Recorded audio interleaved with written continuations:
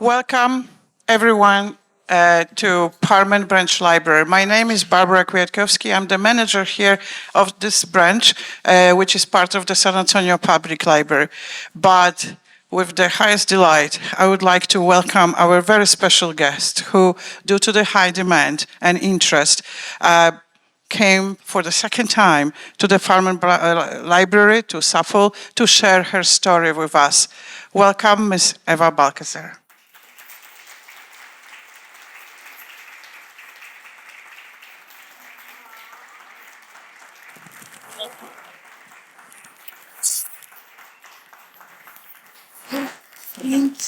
Thank you. Can I put it? I'd like to welcome the special guests, which we have Robin Long from Holocaust Museum in San Antonio, and Ms. Morgan Yoshimura. She's from San Antonio Public Library, Adult Services Coordinator. Welcome, everyone.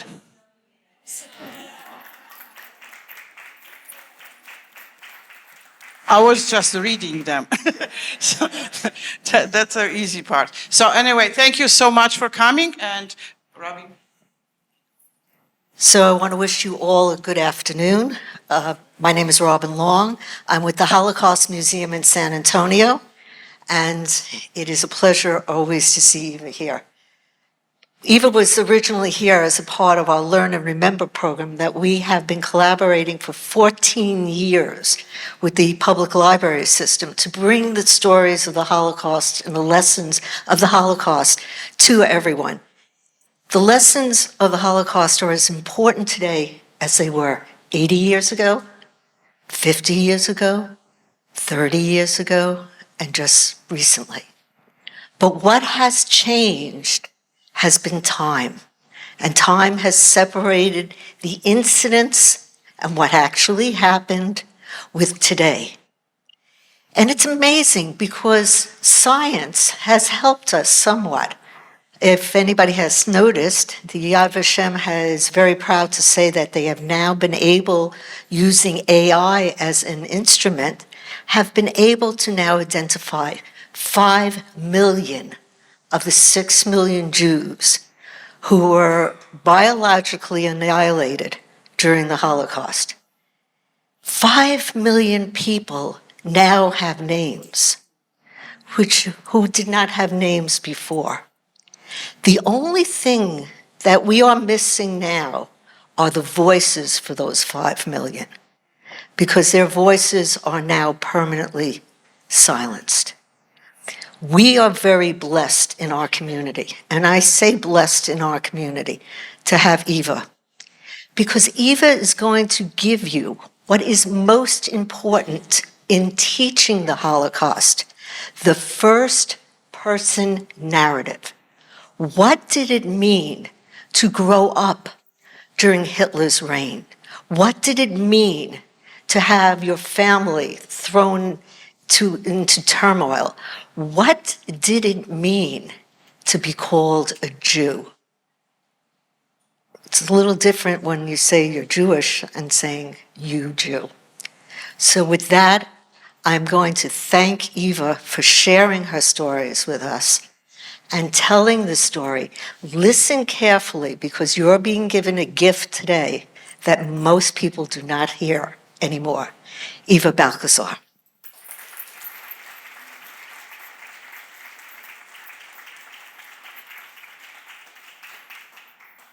There aren't that many left of us, of those who lived in Germany by the time Hitler became the force he was. So I have made it my duty to tell you about how some things come about and what happened afterwards. They call me a survivor of the Holocaust, and your picture of the Holocaust is what you see in the movies or the television, the Auschwitz, and so those places. I never went to any of those. My parents and I, we were able to escape by the skin of our teeth, so to speak. So let me give you a little introduction what happened before Hitler came and did what he did. When Rome, I'm going way back, when Rome invaded Israel and Judea, the Jews lost their country and they were spilled all over the world.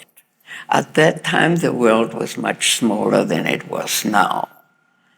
But around the Mediterranean and then up to Russia and Poland and some into Europe itself. But they were never considered people of the country. They were those Jews. And they had them living in a separate place. And when they didn't like them anymore, they said, get out of here. If anybody has ever seen Fiddler on the Roof, it's a good example of the way these things happen. But then something happened in Europe. At the end of the 1700s and the beginning of the 19th century, the Industrial Revolution started. And people needed handicraft people because the poor people, all they did was work for the landowner, digging and earning their life by giving food to others. So, who is going to know how to make shoes? Who knows how to sew? Who knows how to do this?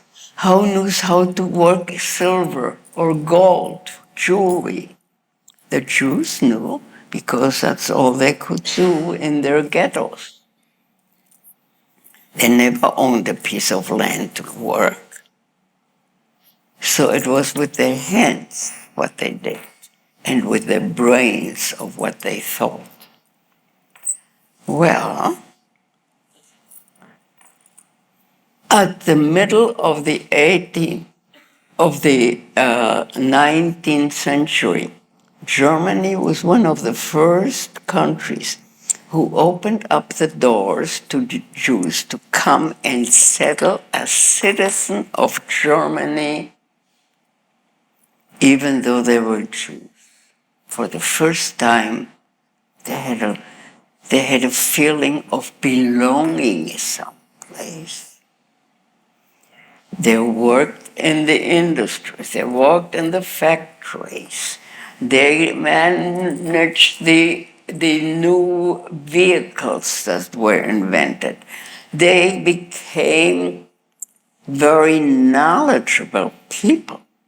The Einstein, the Freud, the Thomas Mann, I could give you lists of people who were on the top of the science, of medicine, of literature, of theater, who created the movies, believe it or not, in Munich and in Germany.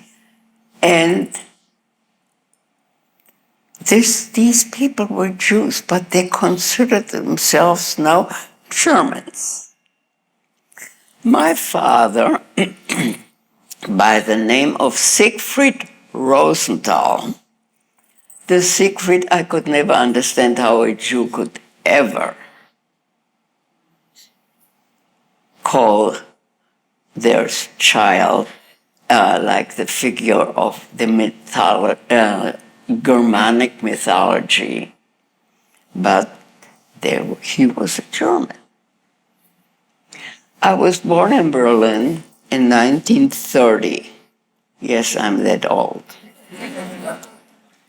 And my father and my mother had been married in the middle 20s and finally decided to have children, and I was the child of the family. The siblings of my parents didn't have any children because by then, 1930, Hitler became the power. He was made by those who followed him. And things became very unfortunate.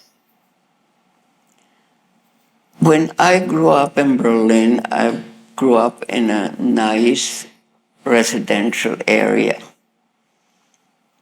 And I didn't realize what it meant to be a Jew until I was about 4 or 5 years old. I think my mother sent me to the store at the corner to get something.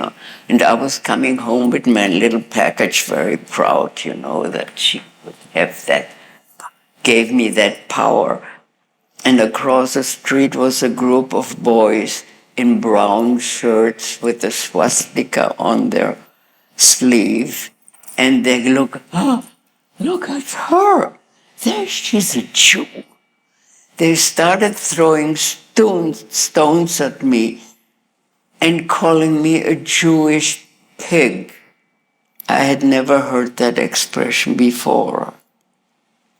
My father, the German, kept very straight and saved me any of this kind of exposure. But it was on those things that happened. I ran home. I got to our place easily before they could do me any harm, and told my mother, crying, "Why did they call me a Jewish pig? What is this?" So my mother sat down with me, and I must have been 5 years old. I learned what it meant to be a Jew. So all those signs that were up all over the city, Juden verboten, prohibited for Jews.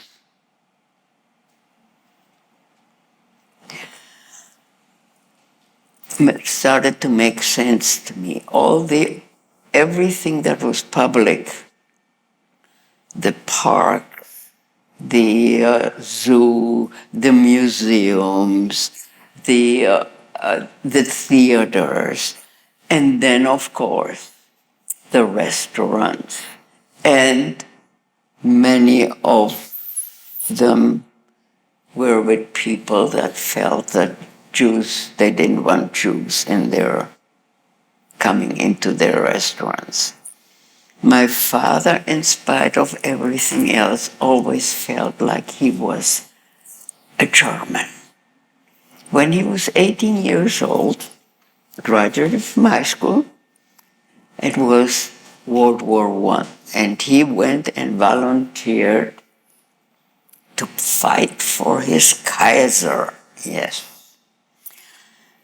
And he was sent to Russia, where he got hurt.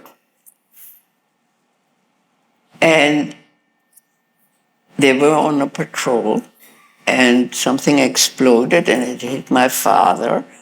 And he froze to the ground because it was in the winter. And so his patrol couldn't get him loose, so they had to leave him there.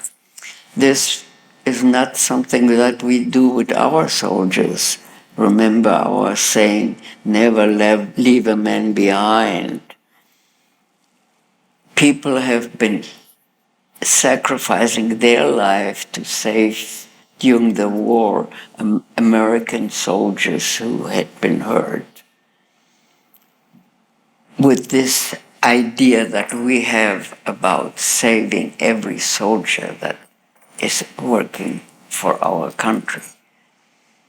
Anyway, make a long story short, the Russians came, they got him loose, they took him to a field hospital. The director was a Jew by coincidence. He took special care of my father, and when he cured him, he had no choice. They put him on a train, and off to Siberia he was sent to a prisoner camp. It was at the very border of Mongolia, very far, as far east as you can get in Russia, at the end of this Trans-Siberian Railroad. And he made contact with a Jew who was working the land out of a little village close by.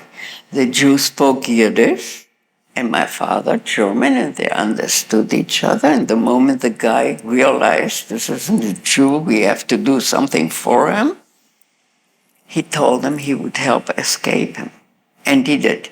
He came with a wagon full of hay. My father went in there.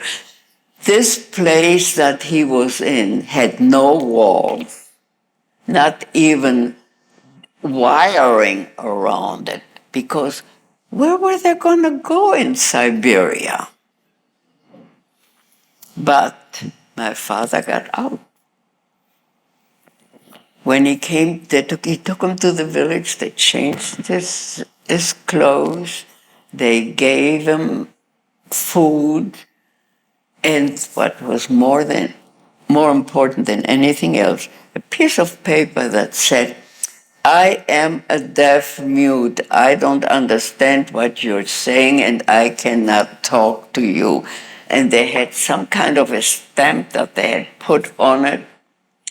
It was the thing that took my father through Russia for 6 months until he got to St. Petersburg.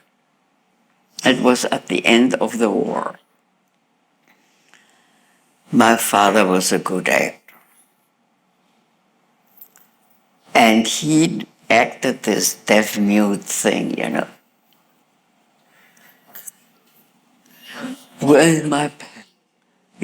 And when they asked for identification at the railroad, or where he always learned how to sneak into a wagon and get some time on the railroad, he finally got to St. Petersburg when peace had been signed and the Red Cross sent him back to Germany. He got the Iron Cross for his heroism later on. And he always felt like a German. My mother, in exchange, came from a very religious Jewish family. And she was used to keep all the holidays, everything. Now, all this kind of was done, but not the way it should have been done, really. And my father insisted he had to have a Christmas tree. Had nothing to do with Christianity. It had to do very much with Germanic tradition. How my father, I have no idea what he did all those years to feed us, because whatever he was doing, he never talked about it. And I never learned anything about what happened. The history of his in Russia was told to me and my husband from a friend of his with whom he had joined the army. He had grown up together and joined the army, and he knew the history of how my father escaped from Russia. But anyway, things really got difficult in Germany. And my parents' siblings, his younger brother, who emigrated in 1934 to Israel with his wife, no children. His older sister and her husband emigrated to Brazil, no children. My mother had one brother. He went to Argentina, no children. I was the only one. I'm the last one of the Rosenthal line, of that line of Rosenthal. There are quite a few in Germany. Anyway, close to where my grandmother, my father's mother, came to live with us after my grandfather died. We were not allowed to have house help anymore. So she couldn't take care of herself. And so she came to live with us. And close to where we lived in Berlin, in Dahlem, which is a residential area, there was a little park. And it had a place for children to play there, a sandbox, and that was my thing. I loved that sandbox. She would take me about 2-3 times a week down. It was only three blocks away from where we lived, and sat on a bench while I was playing with other children in that sandbox. It must have been 35.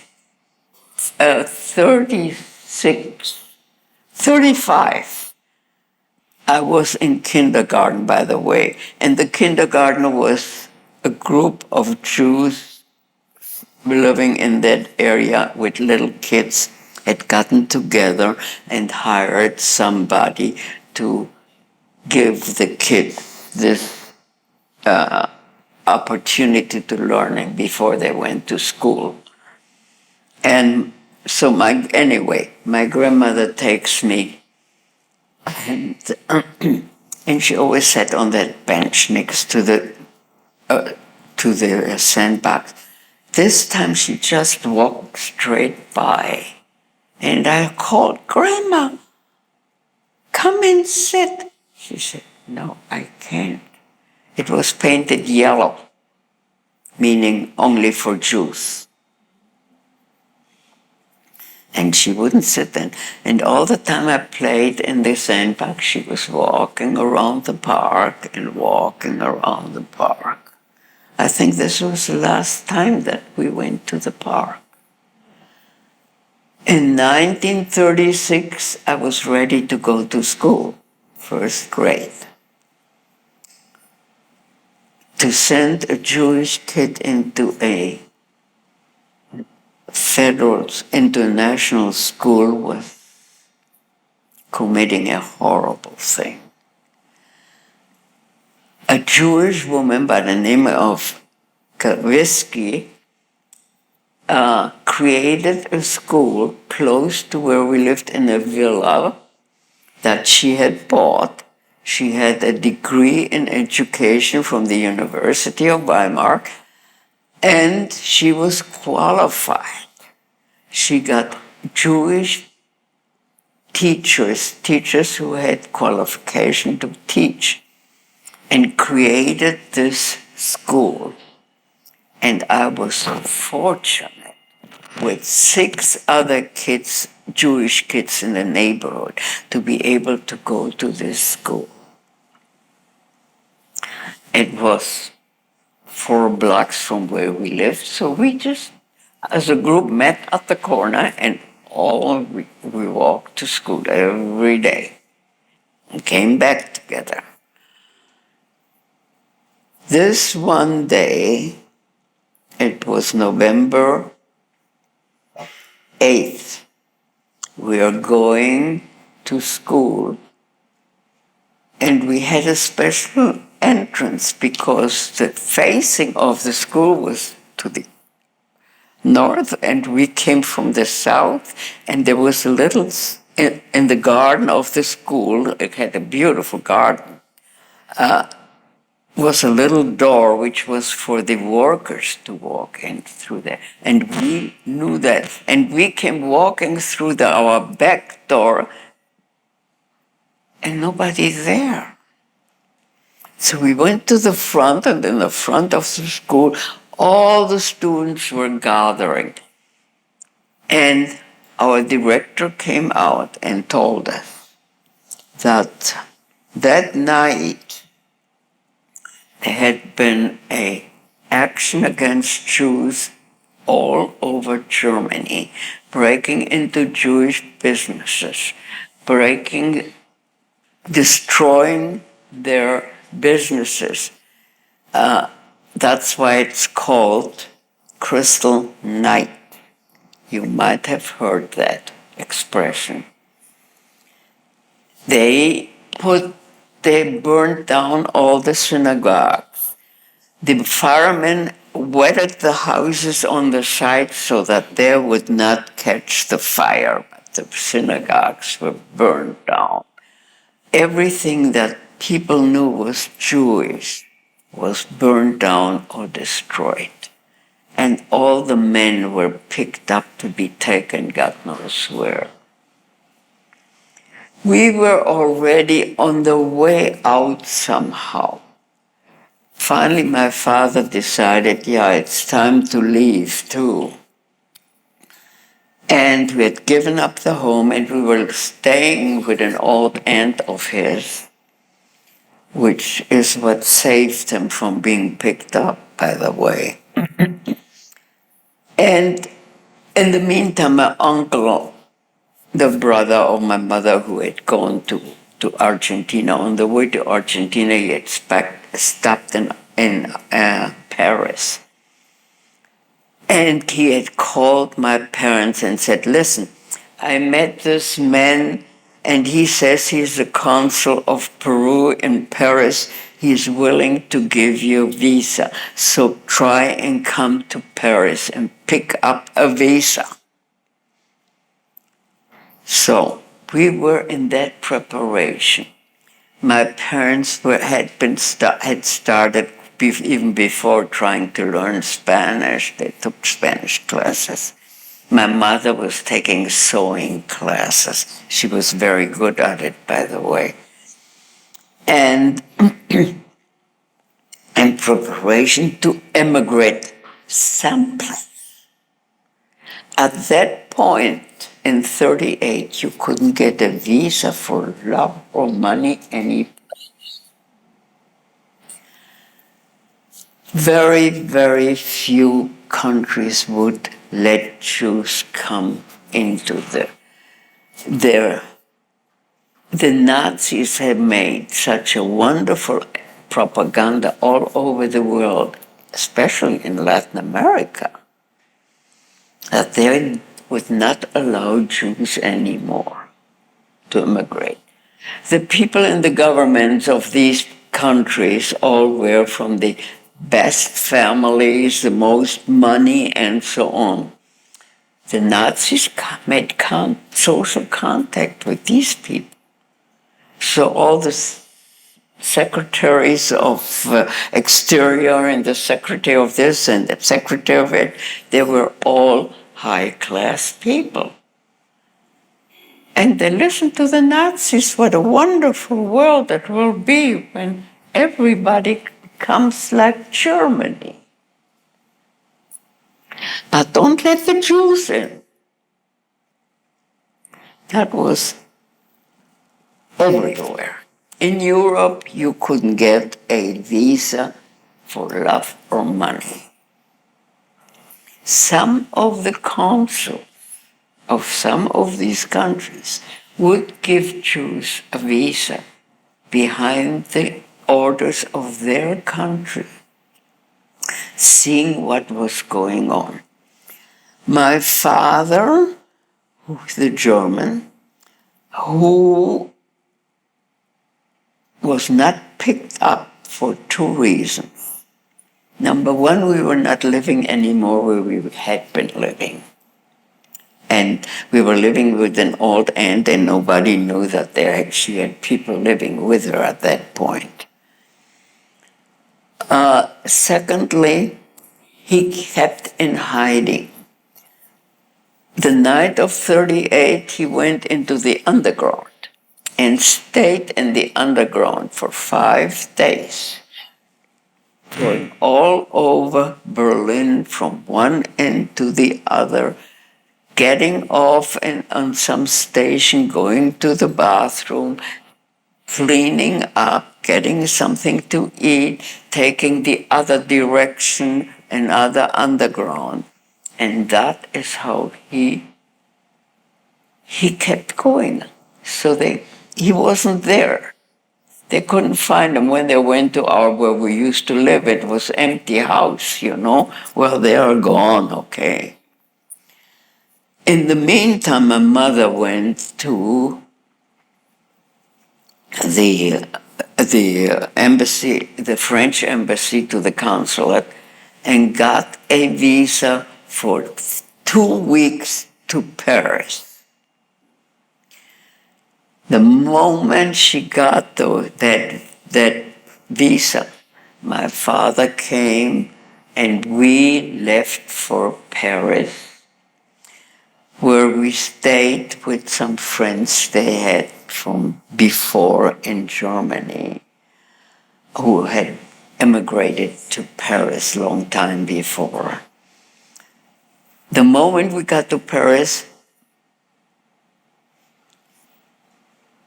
I forgot something so important to tell you. This is the most important part of my talk. When we were crossing the border between Germany and Belgium, of course, we went on train. At that, nobody had flew on an airplane. You went either by train or by ship. I was 8 years old. By then, I understood what was going on. And it was night. We went to the station, my mother with me, and all the garbage we were carrying. And there was my father waiting for us and the rest of the family. But we got on the train, and the family stood outside. Everybody was crying. They knew they were going to die, and they knew and hoped and prayed that we would make it someplace and keep on living, that I would still be alive sometime, much later on. The last of the family. When we got to the border, we had to get out of the train to get into another train that was almost like across the street. And that was Belgium.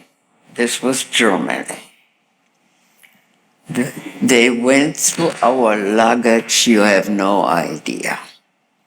They would go through all the seams to see we had some jewelry or money or something hidden, sneaking it out.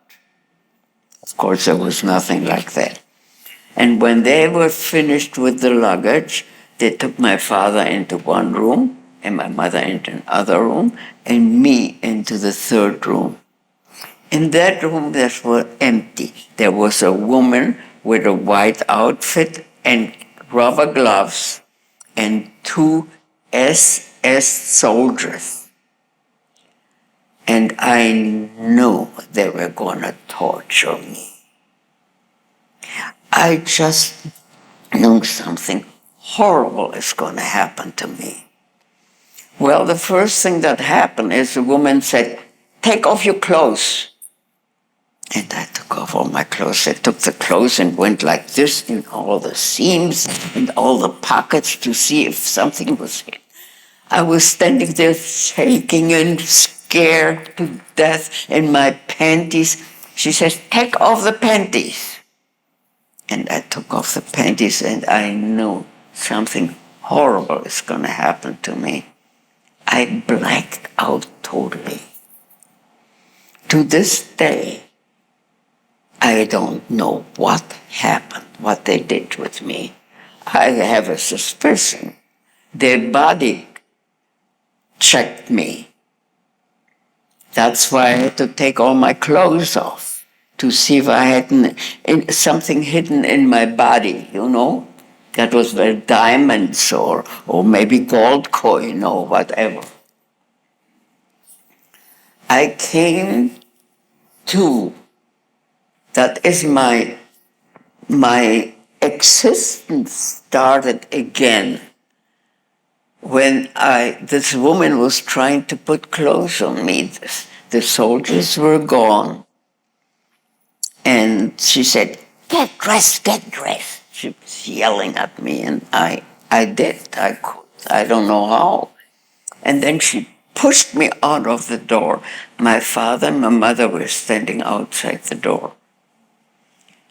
And my mother took my hand. She didn't look at me. My father didn't look at me. Just pulled me across the street. We got on the other train. And that, my father had always said, if I can't travel first class, I won't travel. So we had a first class, these little cabins with seats. And anyway, one of those, and there were just us in it.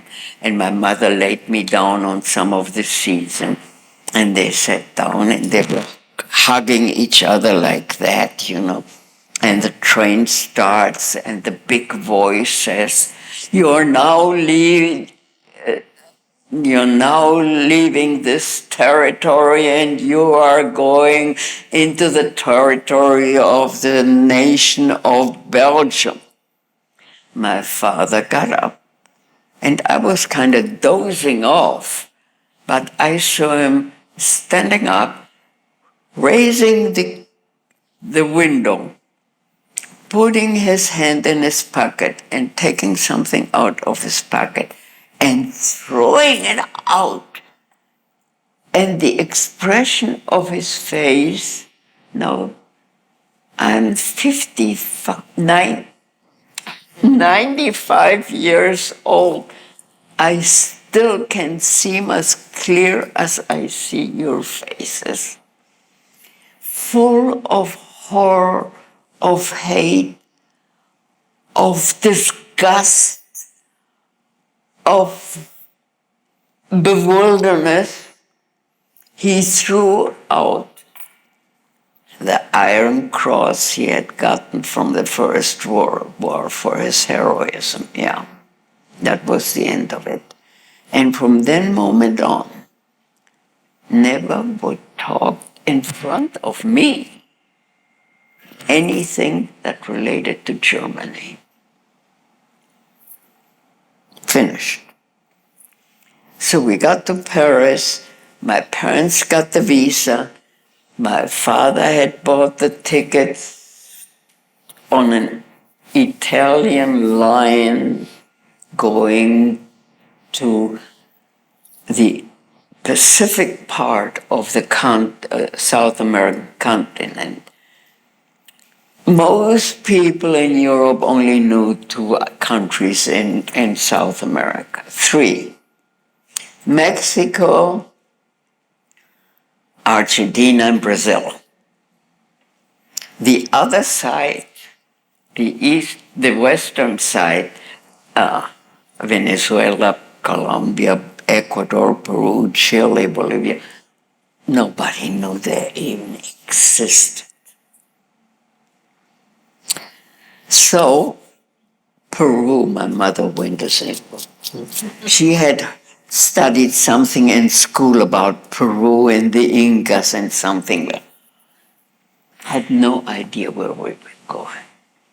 So we get on the ship, and the first that get into our cabin, get settled, everything is nice, first class, and get out to walk on the deck. And there is this man coming towards us, and he stops when he sees us. And my mother stopped when she sees him. He is a friend of hers, of her youth, whom she hadn't seen in years.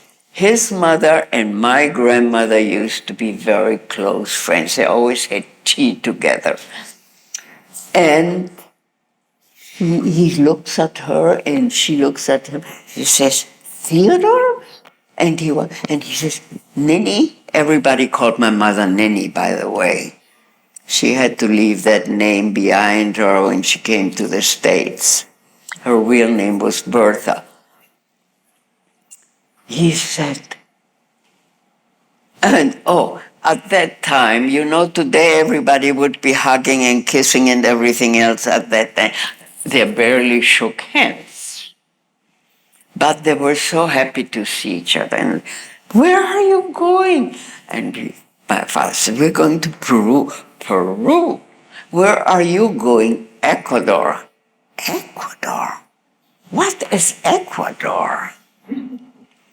He says, well, he had been living with his mother and his wife in Italy and Milan and had crossed paths with an Ecuadorian colonel who was the military delegate from Ecuador to the Ecuadorian embassy in Rome. And they had started to talk with each other and some social affair. And the man said, why don't you come with me to Ecuador? Theodore's family owned a paint factory, a big industry in Germany. Of course, Hitler took it right away away from them. And that's when he went to Italy. So he was in Italy by 1933, 34. And the colonel said, we don't have that kind of industry in Ecuador. Would you please come with me to Ecuador and see if you want to set up an industry there and we can do it together? The colonel was one of the big families in the country. One of his grandfathers had been a president of Ecuador. So Theodore said, yes, I'm going with you. I'm going to see what this is all about. And so he was going to Ecuador, we were going to go to Peru. We are in the middle of the Atlantic about 2 days before Panama, crossing the Panama Canal to the Pacific, when the captain calls my father in and he says, Mr. Rosenthal, I'm sorry to tell you, I cannot let you go off the boat in Peru because this visa you have is not a real visa, it's just a forgery. And my father said, no, you're not going to take me back. If you take me back, they have to ship me back to Germany. And what happens there to me, it's much worse than what I'm going to do with my wife and my child. We're going to jump into the ocean. And the captain apologized and was so sorry, but there was nothing he could do about it. When the colonel heard it, by the way, he and my parents were playing bridge all the time. Well, I was having a great time all over the ship.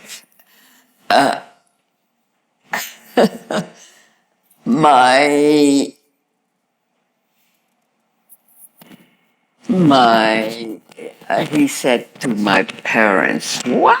The Peruvians don't want you? We Ecuadorians will welcome you. Nobody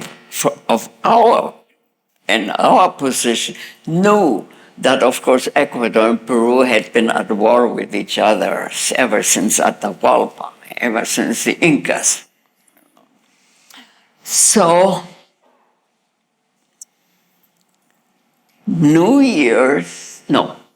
31st of December, we arrive in Colón in Panama. The colonel takes my parents to the Ecuadorian consulate. The consul is celebrating New Year's in a hotel. He gets the consul out of the hotel to take him to the consulate. And the consul was thrilled to no end to be able to be of service to this high-ranking man. And he gave my parents the Ecuadorian visa to immigrate to Ecuador. In fact, the visa says visa to Mr. and Mrs. Rosenthal and child and so on, by the courtesy of the Colonel Pablo Borja. And we went to Ecuador, where I grew up. My father became director of the paint factory they built there. And he didn't have a slight idea what paint was. But Theodore had all the recipes, and he ordered the machinery and what had to be done. My father was in charge of directing the whole thing because Theodore didn't want to work anymore. So okay, fine. I went to school. First year, I went to first grade because I didn't speak any Spanish. The first day I came home crying, I'm not going to go to school anymore. I was a third grader, mind you. Those little kids, they laugh at me because I cannot talk. My father said, well, if you can learn Spanish in 3 months, then I will get you a teacher. He didn't need any in 3 weeks to get me a teacher. Because besides me learning very fast to speak Spanish, I could read and write while those little kids couldn't do that. The Spanish and the German use their vowel just in one way, not like in English, where you have them in all kinds of sounds. A is a papa, mama, yeah. Mm-hmm. And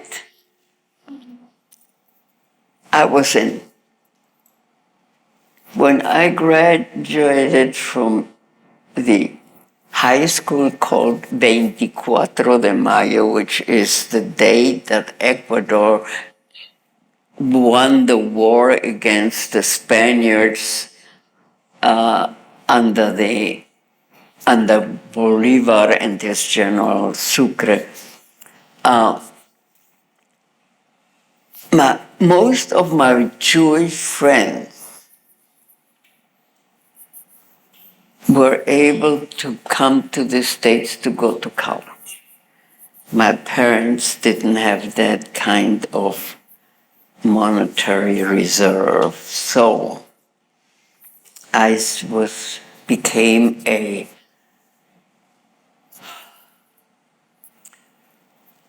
and I learned how to do couture.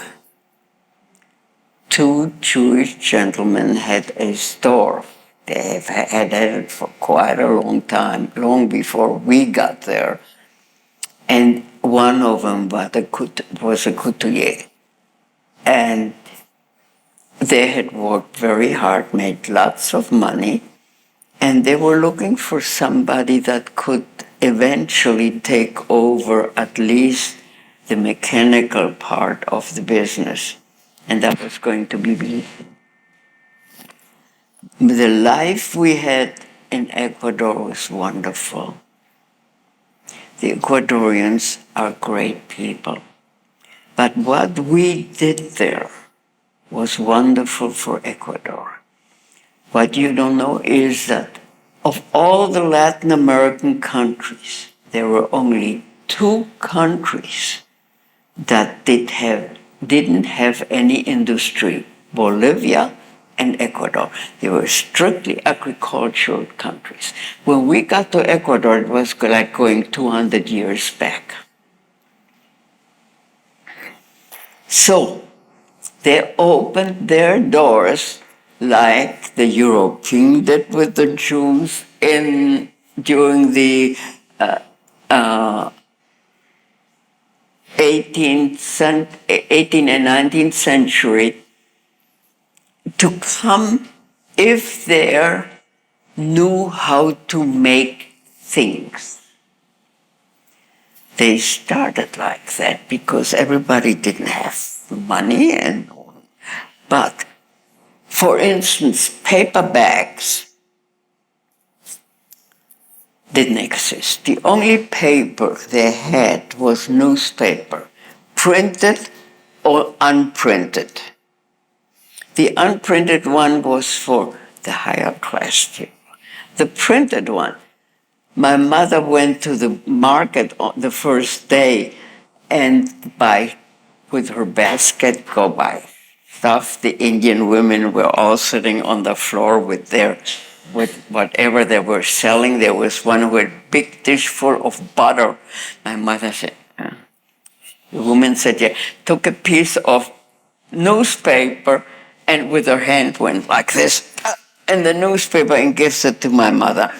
I thought my mother turned green. She just, I mean, how she kept up, I don't know, but she did. She paid the woman and put this in her basket, and when we got home, she put the butter in a pot and cooked it for about half an hour. That was in a wooden stove, which she had never seen before in her life. That was the life we had, but it was peaceful. And people were good and nice to us. And it was amazing. I made lots of friends. And yes, when I was ready to kind of take over the business of the fashion outfit, I met my husband,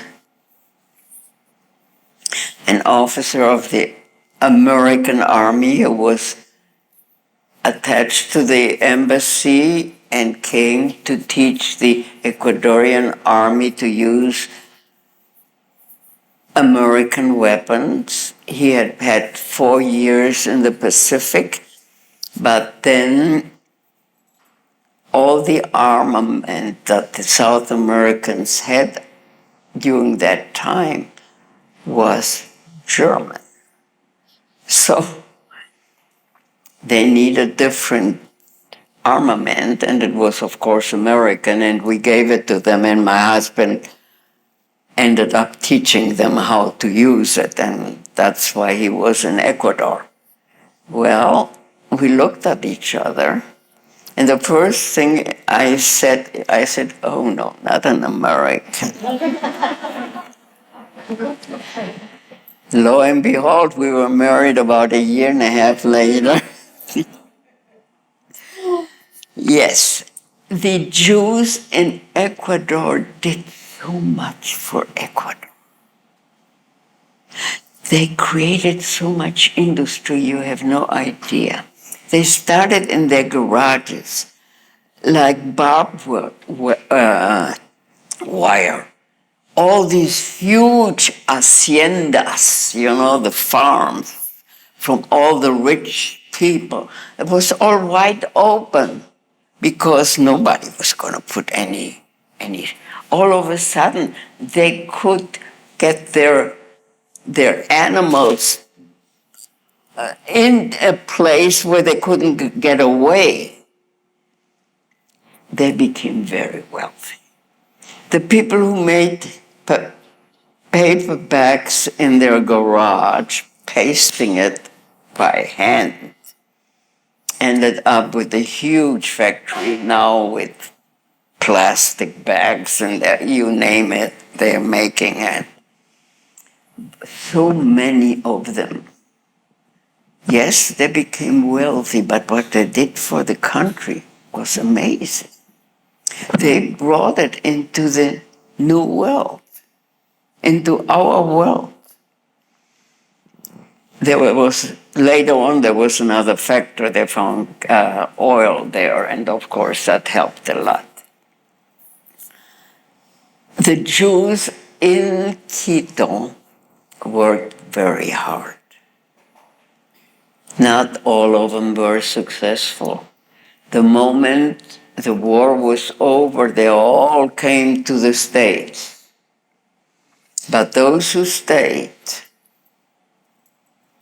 did the country a lot of good. And the daughter of a Czechoslovakian couple who was also a Jewish couple who also had immigrated to Ecuador, they took her daughter to the States, and she went to college and became in New York and became a documentary filmmaker. She returned to Ecuador and made a documentary of what the contribution of the Jewish people had been to Ecuador. The film is called An Unknown Country, and the Jewish Federation has a copy of it, in case anybody's interested. When the Ecuadorian watched this documentary, all of a sudden they realized what happened. And now, this documentary, it has to be shown in every high school in the country. And a Catholic country has become completely Jewish friendly.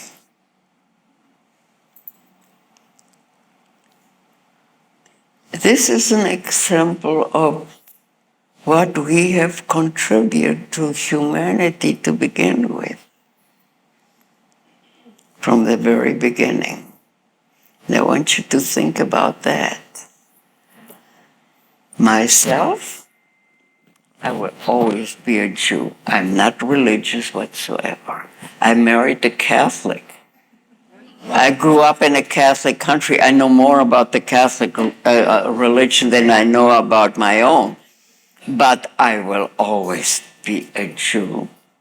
And now, for many, many years, starting in 1954, I am an American.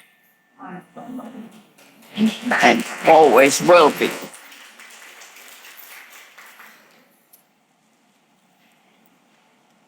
There is so much more I could tell you, but the time is more than enough. Any questions?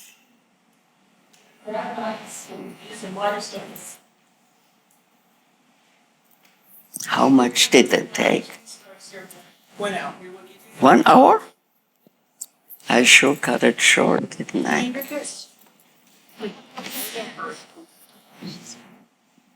You have questions now? Yes.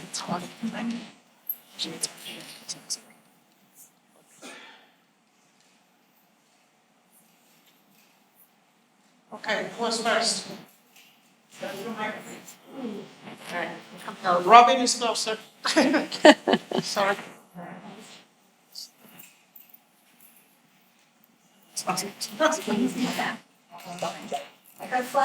Getting there, getting there.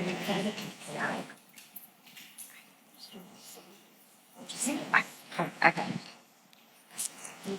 I'm just going to hold this too. Okay, good afternoon. I am curious to know, when you started the story, you were talking about how your father wanted or was happy and comfortable to identify as a German. And I picked up, I think, a bit of annoyance from your mom that he was identifying as German. Is that correct? I didn't get what. Did I hear this? No one. I think what she's asking, did your mother identify also as a German, or did she identify My differently? mother? Yes. Well, yes. Yes, she was strictly the wife of my father.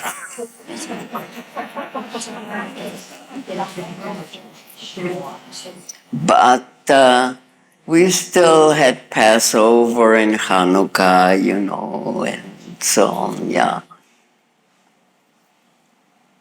And of course, her parents are buried in a Jewish cemetery, yeah. Any other And questions? she is buried here in the Jewish cemetery. She came with us to the States, yeah.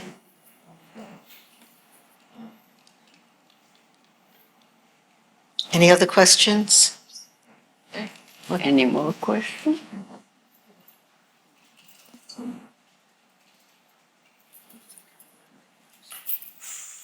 No woman here.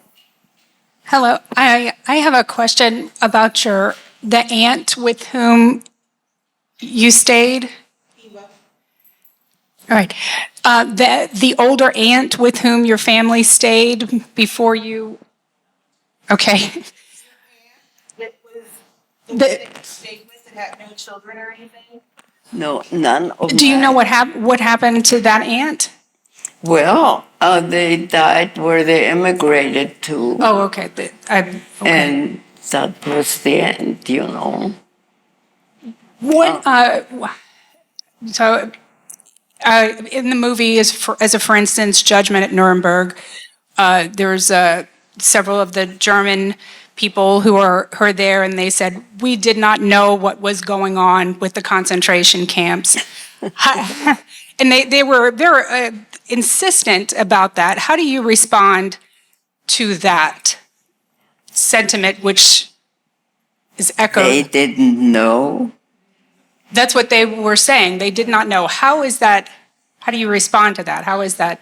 Is that possible that anybody at the time who was living there at the time didn't know?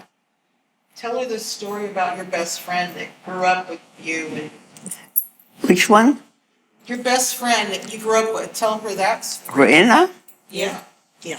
because Rena lived it. Yes, tell her. Yes. The family who lived next to us in Quito was also Jewish, and they were quite religious, in fact. They had a son who was a few years older than me, and he turned out to be like my older brother. And whenever the Jewish community had some youth activity or festivity, he would keep an eye on me that I wouldn't go overboard. So when the war was over, a family in Quito found out that a relative of theirs, a niece of theirs, had been in Auschwitz and was alive. Her parents had been killed, but she was alive. So the uncle hopped into an airplane, went to England, because where the British were the ones who marched into Auschwitz, and they took all the young people that were still alive with them to England. So she came out of Auschwitz in London, and then he got her there and brought her to Quito. Lo and behold, about a year or two later, she marries my friend from next door and became a very close friend. And later on, when my husband retired from the army, he always said, I go back to Ecuador, and we did.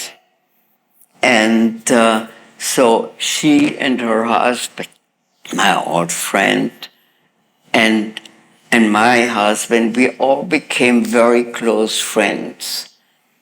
And she had 2 boys, and I had 2 boys, both the same age. And they later on went to school together. So we were very, very close. I had, as a consequence of I don't know what, I had what now they call Survivor's guilt. Survivor's guilt. survivor's guilt syndrome. You couldn't talk to me about anything in German. You couldn't talk about the Holocaust. You could talk to me about. I couldn't see it in the movies. I wouldn't read the books. I don't. And here was this lovely, lovely woman who was my dearest friend, who had lived through all that. And while I was a teenager, you know, boys and clothing and going to the movies and the music and all the things of teenagers, what she went through. And that was all she could talk about. And one day she was telling me this story about a friend of hers who, I think they shared a cot or something, had found a piece of glass and committed suicide, cutting their veins and bleeding to death. And she said, and she hardly bled, my poor thing. And I wanted to throw up right there and then, and just, and I said, Rena, how could you have stood everything you did stand? I mean, how could you go on living? Didn't you ever think about committing suicide too? She said, no. I knew we were going to get liberated. And when we get liberated, that there would be somebody somewhere that needed help, and I could give him help. That, ladies and gentlemen, has become my way of living since then. If I know of somebody who needs help, I will give him help if I can. She was wonderful. She spoke Czech because she was from Czech, German. She learned English in London. She learned Spanish in Ecuador. She and her husband ended up in the States, and both of her sons also came to the States and went to college here, just like my boys did, you know. And her son, her oldest son, and my oldest son still are in contact with each other all the time. But that spirit that keeps the people going through what they went through is something so hard for people like us who had a full stomach and the roof over our head, and people who with us who loved us. Rena saw her mother taken over to the extermination. Her father was separated from them at the entrance of Auschwitz. They put all the men on one side and all the women on another. That's it. She never saw her father again. She always hoped and prayed that she would maybe find him again, but she later when she was living in London, she worked with the people who were trying to locate families of survivors to connect again with them. And that's how Rena got connected with her uncle and aunt in Ecuador. So it's very, very difficult for us Jews to live with the Holocaust. And when the Germans says they didn't know anything about it, no. What about the smell when they were burning the bodies? No matter where you lived. Oh, that was not, they didn't know where that came from. And how come that all of a sudden your neighbor who were Jews aren't there anymore and nobody knows where they are? In the whole country? And then all this poison that was told to them about Jews? They believed it. They wanted to believe it. No, I have no sympathies with the Germans. The German, even today, we were stationed, where was it? In New Jersey. I'm going on a bus from Fort Dix to New York. This German officer who had been going to some classes in Fort Dix, this is way after, years later, it sits next to me and we start talking. And he says, "You have an accent." I said, "Yes." He says, "Are you German?" I said, "I was born in Germany." "Yes." And blah, blah, blah. And then he said something very funny. "You know, Hitler wasn't that bad like people said he was." Well, luckily I counted to 10. But I got up and went to the back of the bus and sat there. So still there is something there. And I don't know. The new generation, yes, of course, they don't know. They don't know much of what really happened.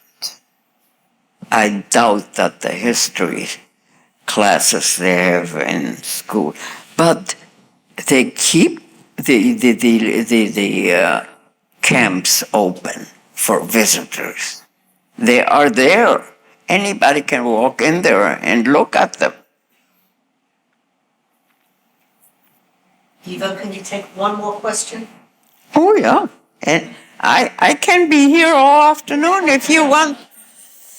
No, you want to go to football game? I know it. Is there any other questions? All right. Can we thank Eva for joining us today?